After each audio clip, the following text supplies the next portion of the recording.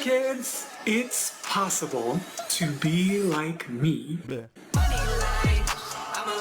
Tampax will sponsor you as a man because you identify as a woman. I ended up telling my students that I was gay. If the only reason you don't want to date someone boils down to the fact that they're trans, that's transphobia, right? Very simple. I don't want to date you because you have a pee-pee. Summer, we will not be putting up with unappreciative men in our lives. So I just this set and I look good as hell. And it is totally acceptable and beautiful to have hair on your ass, your legs, your stomach, your tits.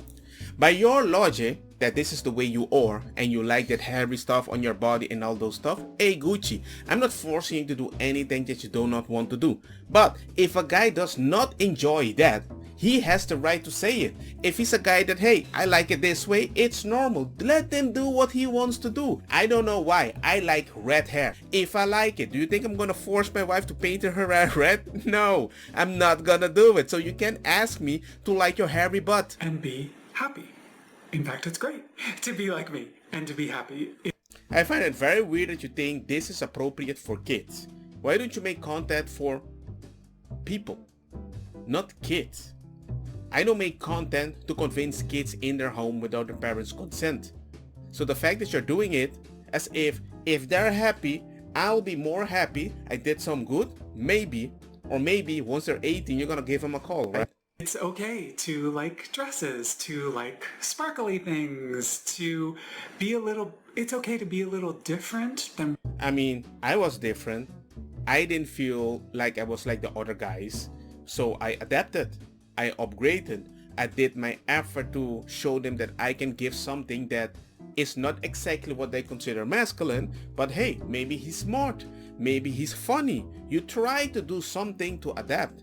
The idea that you're not masculine and you cannot do anything else, maybe you're just not a creative person. That's it.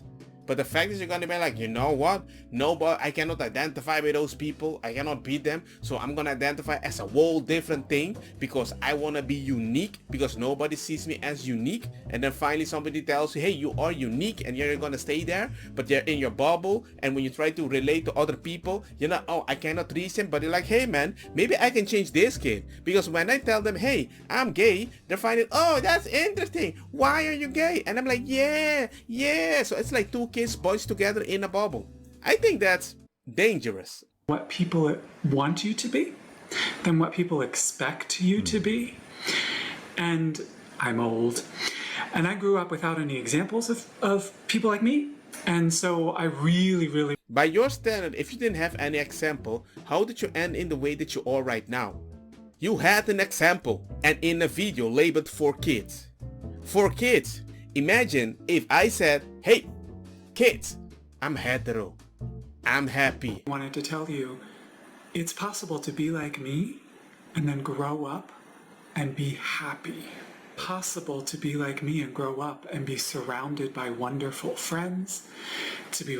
You're saying it in a way that the only way they can actually be happy is by becoming like you. Even if you want to just make them happy, help them. But don't direct them to children. Especially children of other people. Make your freaking own, man. Live long, happy life and to, be joyful. Think about the possibility what a kid might be thinking in this situation. Hey mommy, look at this nice person. Can I be like him? Do you know how many kids that I don't even invite, but I just want to hang out with my kids, and I go to these weird groups, Christian groups, that usually people are kind of fun together with this family vibe of a bunch of people that did not come from the same punani of other mommy, but they want to be around people like that because their own people over there that don't believe in God, some do, but in my situation, anecdotal, they fall in love and they want to go back and they start singing stuff at home with the parents, and then the parents were like, oh no, we are not gonna give my kids cannot play with your kids anymore because they start praying, they start dancing, singing songs. I don't want that. I'm like, okay, I respect you. But you don't do that. You're like, come here, kids. I ended up telling my students that Is there something education that you're going to tell them? Kids, we don't talk about how we beat each other up, how we play with knives like a ninja or whatever. In all my life, from 0 till 18, I don't remember my teachers ever talk about sexuality or anything. Ever. There's only one time a teacher told me something. It was how he had a disagreement with his wife and how they solved it. That's it. Do you really think talking to kids, I'm gonna tell them, hey, I had a menage a trois. And they said, what? What is a menage a trois? Really?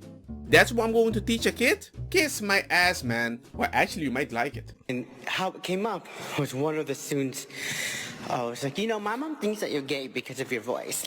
And I'm like, Don't tell, no, that's impossible. Moms don't think that. If a mom thinks you're gay, either they won't even mention it because we know that if the kid mentions it, you're gonna talk about it. So most moms don't even say that. maybe, maybe not.